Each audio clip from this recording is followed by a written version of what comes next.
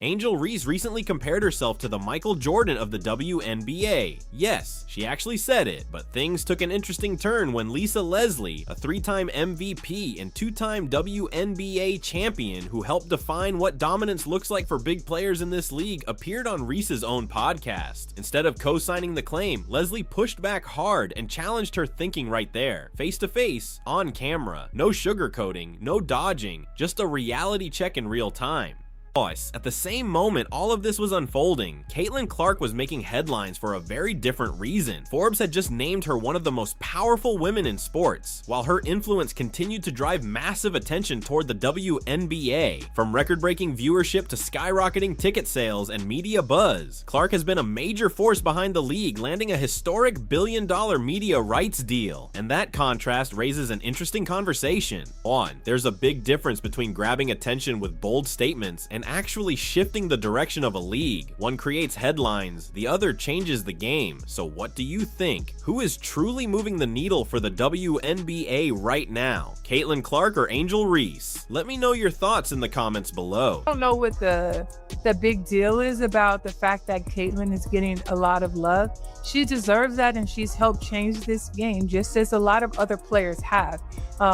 But it is what it is, and I think that we are all benefiting from the effects that she's had on the game, and I just appreciate the way she... Think about this for a second. Angel Reese is only 2 seasons into her WNBA career, and she decides to compare herself to Michael Jordan, not LeBron James, not Shaquille O'Neal, not even a current superstar. She went straight to Michael Jordan, the 6-time champion who shot over 50% from the field across his entire career. That Michael Jordan. Now, to be fair, Reese has clearly been working hard to build something beyond just basketball. She's lined up a Reebok deal, launched her own podcast, grown a massive social media presence, and even started doing live appearances. It's obvious she's trying to expand her influence and create a brand that reaches far beyond the court. And honestly, there's nothing wrong with that. Plenty of great athletes have turned themselves into powerful brands. But here's where the conversation gets tricky. When the image you're promoting publicly sounds larger than life, people are naturally going to look at what's happening during the games. And if the numbers, the efficiency, and the shot chart don't match the bold claims, that gap becomes impossible to ignore. That's when the spotlight shifts from the brand to the performance. She literally got called out for missing layups. I mean, on her own day. But here's where the conversation starts to shift. While Angel Reese is making GOAT-level comparisons, the reality around the Chicago Sky has been moving in the opposite direction. Attendance, which once had the team near the top of the league, has slid dramatically, all the way down into the bottom 5. Not average, not slightly below the middle, near the very bottom of the WNBA. The team's results haven't helped either. Since Reese arrived, the Sky have failed to make the playoffs each season. For a franchise trying to stay competitive and relevant, that's a tough stretch. Then there's the scoring efficiency. Around the basket, the area where dominant post players usually thrive, Reese's finishing numbers have hovered roughly between 39% and 44%, depending on the game. And during her rookie year, her overall field goal percentage landed at 39.1%. When those kinds of numbers are sitting next to comparisons to someone like Michael Jordan, the gap between the statement and the stats becomes hard for fans to ignore. It's just a fact. She is, it's more than a fact. She is not good at layups. But I was looking at her stats. I jotted some down right here, and she shoots an abysmal 39% from the field.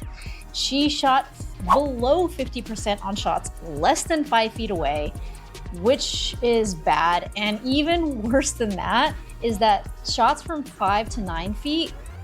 Let's break down what a 39% success rate at the rim really represents. That's not just a cold stretch or a few bad games. A slump comes and goes. Numbers like that suggest a deeper issue. It means that more than half the time she reaches the area of the court where finishing should be routine.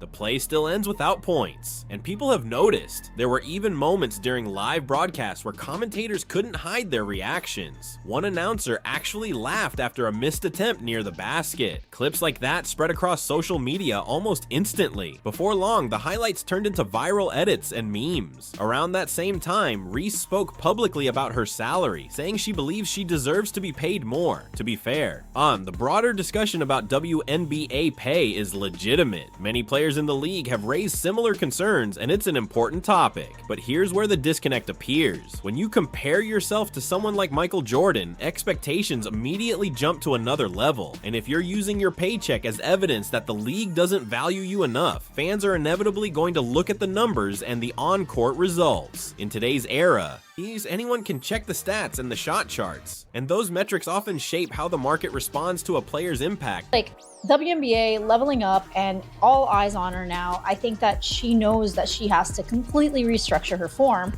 because that is not the way to be efficient in the post position that she is in. At the post position that she's in, a layup is supposed to be a given. She needs to improve her touch around the rim, like all over the place, but she seems to take these desperation shots. The branding side of this story is interesting too. Reebok didn't bring Angel Reese on board because of proven numbers yet. They invested in her personality, her marketability, and the belief that she could grow into a major figure. It's essentially a bet on her future appeal and star power. Compare that to how Nike approached Caitlin Clark. Her deal was built around hard evidence, television ratings, sold-out arenas, merchandise demand, and the kind of measurable impact that shows up directly in revenue. One partnership is grounded in data that already exists. The other is more of a long-term gamble that the momentum and image will keep building. Reese even spoke about this herself on her podcast. She said that years from now, when people look back at the rise of women's basketball, they'll realize it wasn't just about one player. Yeah, that she played a major role in it as well. But this is where the comparison becomes difficult to ignore. Michael Jordan built his reputation on elite efficiency and unmatched dominance, finishing his career shooting over 50% from the field. When someone making that comparison is currently converting around 39% of their attempts near the rim, the contrast becomes obvious. And that's essentially what Lisa Leslie, a 66-year-old Hall of Fame legend, pointed out directly when she spoke to Reese face to face. No hype, no soft delivery, just a blunt reminder that the numbers still matter. Hoops game where she literally needs to put up like 300 shots a day. And I'm not kidding. Like 200 or 300 shots a day, and that's missed layups. She's 6'3" or 6'4", can't hit a layup to save her life. And literal videos have went mega viral of just her missing layups in game. Here's the part that really stands out. Lisa Leslie didn't go on a sports network or sit down for some outside interview to talk about Angel Reese. She brought the conversation directly to Reese's own platform. Unapologetically Angel, Reese's show, Reese's stage. Reese holding the microphone. And even in that setting, Leslie still said exactly what she thought. And that's why it's important to understand who Lisa Leslie actually is. We're talking about one of the most accomplished figures the WNBA has ever seen. A two-time WNBA champion, a three-time league MVP, and a four-time Olympic gold medalist. This isn't just a media personality throwing out opinions. Leslie spent more than a decade dominating at the highest level of the sport. When she talks about how a dominant post player should operate around the rim, she's not speaking in theory or guessing from the sidelines. She's describing skills and habits she personally used game after game while competing against the best players in the world. I can't wait to work with you some more. The biggest advice I have for you is going to be how you shoot your layups. So Angel Reese brings Lisa Leslie onto her show, right? You'd imagine the expectation was a relaxed conversation, maybe some career stories, a little praise from a legend, and some veteran encouragement. But that's not exactly how it played out. Instead, Leslie looked right at her and turned the moment into a real-time coaching session. She basically pointed out that Reese's finishing around the rim needs work, and said it openly while the microphones were rolling and everyone was listening. Leslie explained that it's something that can absolutely be improved. She even highlighted the areas where Reese has clearly made progress. Her outside shot is starting to develop. Her ball handling has gotten better, and her defensive pressure continues to stand out. In fact, Leslie even joked about how Reese keeps snatching rebounds and loose balls away from opponents, saying it cracks her up watching her grab another one. But that word Leslie used, fixable, carries a lot of weight. On one hand, it's supportive. She wasn't dismissing Reese or saying she can't reach a higher level. What she was saying is that the issue can be corrected with the right adjustments. Nay, at the same time, hearing that from a Hall of Fame player sitting across from you you on your own podcast also confirms something important. The problem is real. In fact, it was significant enough that it became Leslie's main piece of advice. So it wasn't some harsh takedown or a viral gotcha moment. What people actually witnessed was a genuine teaching moment. A Hall of Famer giving honest feedback and breaking down the game. And while the entire conversation happened to be recorded and shared with thousands of listeners, Like, we're going to fix that. Yeah. That's fixable for you. And I think that's probably the biggest. I think your shot from the outside is improving. I love that your ball handling is good. Your defense is improving. but if we're being honest, the reason the layup conversation exploded the way it did wasn't because Lisa Leslie mentioned it. That discussion was already everywhere before she ever said a word. The clips had already spread across social media. Memes were circulating. Even commentators during live games had moments where they reacted on air. The topic was already out there in the public eye. What Leslie did wasn't start the narrative. She simply stepped into it and gave it credibility. When a Hall of Fame player with her resume speaks on something, people listen differently. Her perspective carries weight that very few in basketball can challenge. And in many ways, that's what real mentorship actually looks like. It's not just praise or polite encouragement. It's honest guidance from someone who understands the game at the highest level. Sometimes that means pointing out exactly what needs improvement, even if it's uncomfortable. And even if the conversation is happening right there on your own platform. Lisa Leslie is completely on the money here. And that's just a problem when it comes to a lot of the old WNBA, is that they just can't not even wrap their head around. They can't just accept. The WNBA recently secured an enormous media rights agreement, an 11-year deal worth $2.2 billion, not $1 billion. $2.2 billion, and the timing of that deal isn't random. Before Caitlin Clark arrived, the league was still working to strengthen its footing in the sports landscape. Television slots were limited, attendance in several markets was inconsistent, and much of the business discussion centered around sustainability rather than explosive growth. In fact, the league was even selling equity in 2022 as part of efforts to stabilize operations. That was the environment at the time. Then Caitlin Clark's rookie season happened. Suddenly, Indiana Fever games weren't something fans casually tuned into if nothing else was on. They became appointment viewing. Fans were planning their evenings around those matchups, even texting friends to make sure they didn't miss tip-off. The shift was dramatic. The Fever jumped from near the bottom of the league in attendance, third from last, all the way to number 1. And it wasn't a one-week spike either. They held that top spot for a second straight season. So when people argue that the WNBA was already on an upward path before Clark arrived, there's some truth that the league was growing. But what happened with the Fever wasn't a gradual rise. They didn't slowly climb the ladder. They went from the basement straight to the penthouse in a single season. That's not a trend. That's a shockwave. Understand that when one player eats, we all eat. And as we all get more opportunities, it just opens it up for everyone else. And I think Caitlin has said that even herself in certain interviews. And I love that. I love that she's not the player who's like, it's all about her. It's not. She's giving love and homage to those of us that have come before her.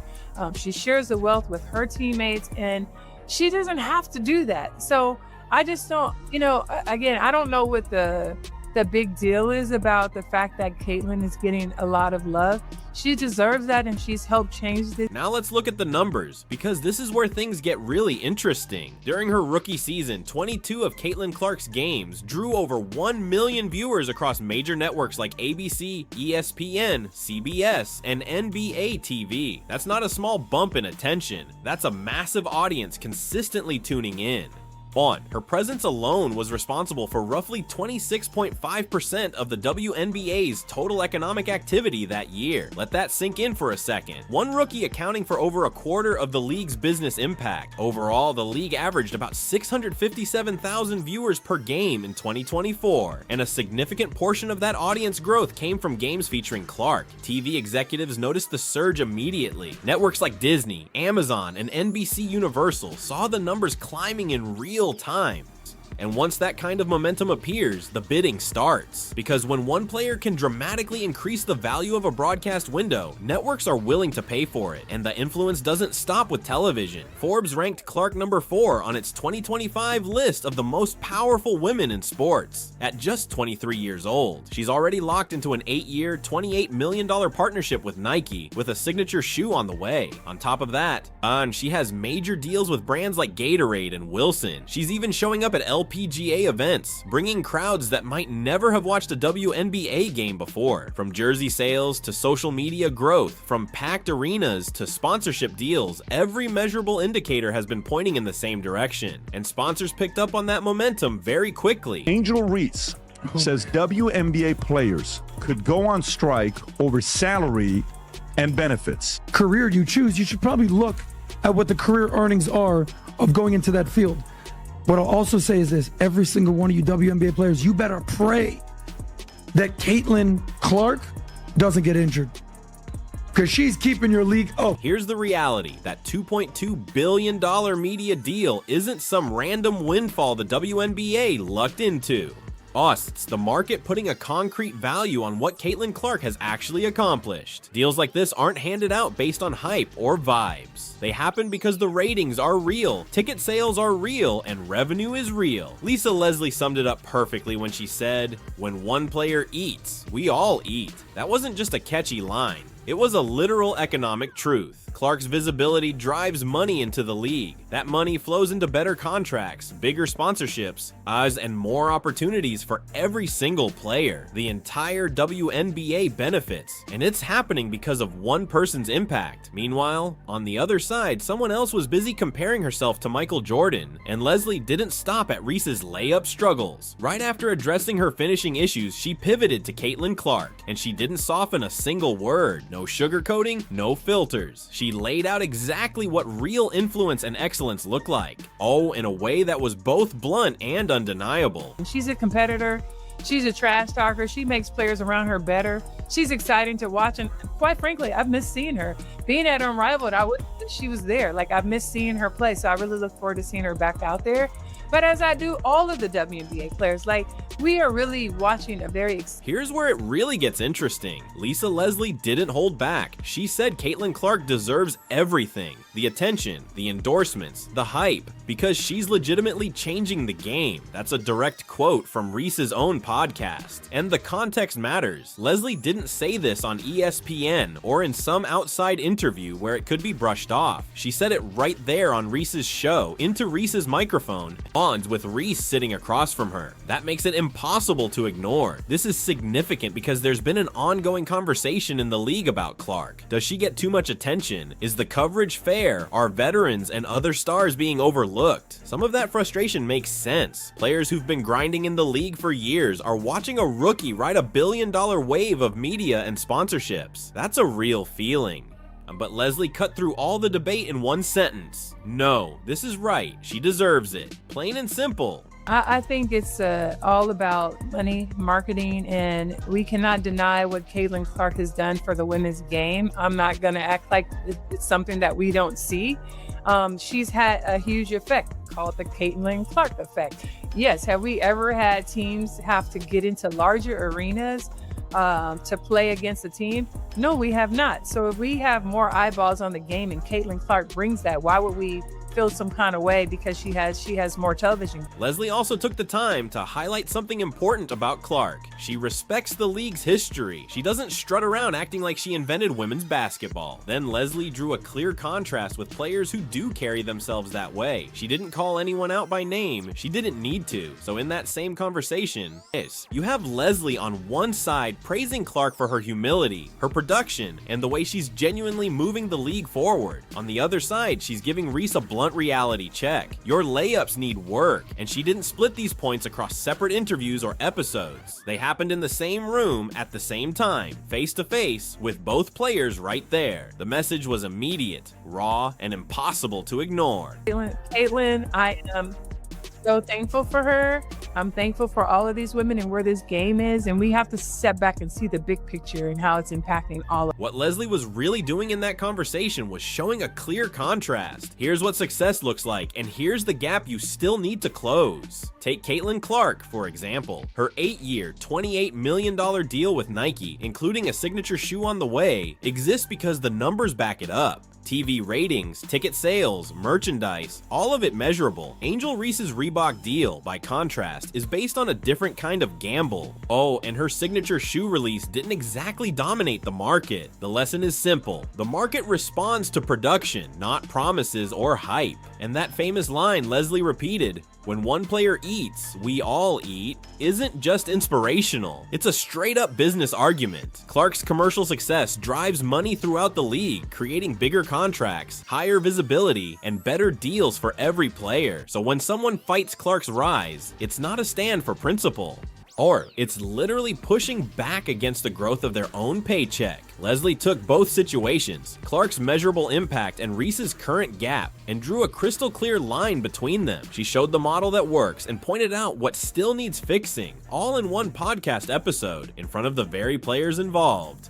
Stephen A. Smith had a very interesting discourse with Fee recently over the number of games the Fever broadcasted this season compared to other teams who have also got stars on them. So curious what you make of W's decision to lean into highlighting its... Let's shift focus to what's really happening in Indiana right now. And this part often gets overlooked. Caitlin Clark is clearly the driving force.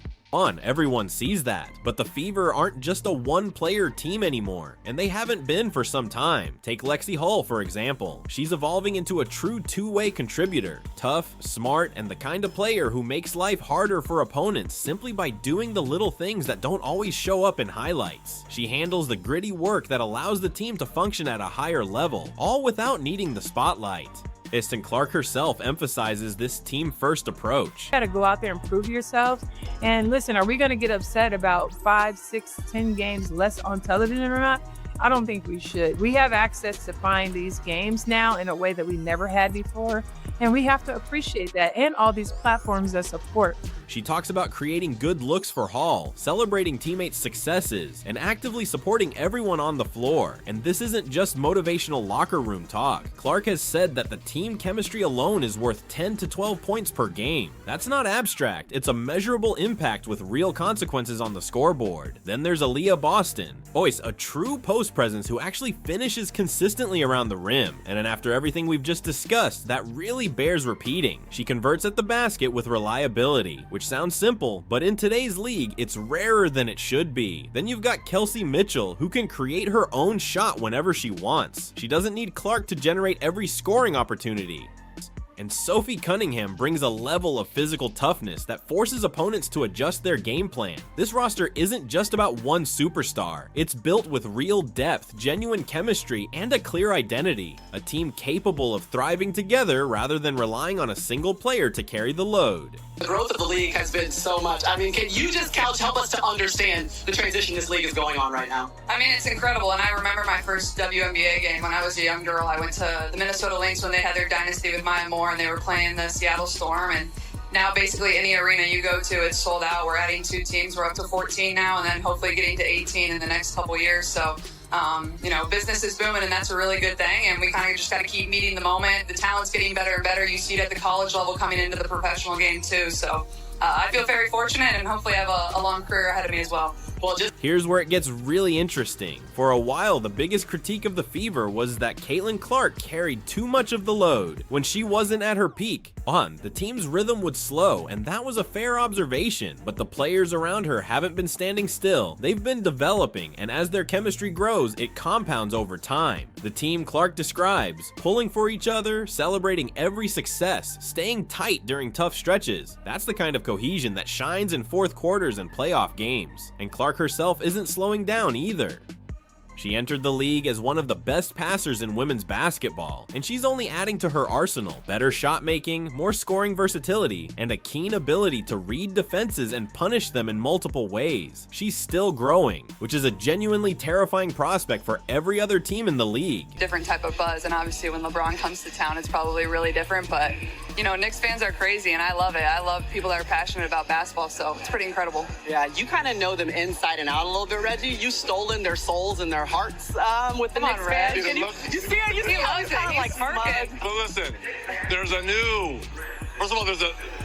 shooter from Indiana. See, I'm the third best shooter in the state of Indiana now. Okay. It goes Caitlin, Tyrese, and now myself. We'll have to get Tyrese's opinion on that. I appreciate you just joining us on Basketball Night in America. It was fun. Appreciate it. Yeah, you now gonna I come get back? to enjoy this. I mean, what's better, MSG Sunday night? You can put your slippers LeBron back on James, if you let's want. go. Let's go. Play too. And if you guess want. what? Hey, I get Caitlin's gonna come destroyed, back. Mello. She's not gonna put the mic down forever. March 29th, she's back with us in OKC, Yes, but now she gets to go and enjoy the Knicks games, and we're happy for her. Meanwhile, Fever home games are still the hottest tickets in the WNBA. The arenas are electric, fans show up loud and ready, and Caitlin Clark keeps delivering moments that land on highlight reels in morning shows the next day. That's appointment viewing. Exactly the kind of product the league was able to package and sell to networks in that $2.2 billion media deal. Now compare that to Chicago, and it's a completely different story. Roster instability, internal friction, a star whose brand is moving faster than her production, and attendance trending downward. Angel Reese publicly criticized her own teammates and pushed for changes, and the result, according to sources, was a locker room described as divided and toxic. Clark didn't chase the spotlight, she just kept producing. And eventually the spotlight had no choice but to follow her. A deal worth $2.2 billion doesn't happen because of hype or headlines. It happens because the numbers are real, visible, and undeniable. Lisa Leslie has seen it all, every era of this league. She knows what real impact looks like, and when she looked at Clark, she said, yes, this is exactly what it's supposed to look like. Then she turned to Reese on her own podcast and told her plainly, your layups need work, and that sums it up perfectly. Production versus persona. One moves the league forward, the other just makes noise. So who do you think is truly moving the needle? Caitlin Clark or Angel Reese? Drop your thoughts in the comments below. Don't forget to like, subscribe, and turn on all notifications so you never miss a video. Click on the next one on screen and we'll see you there.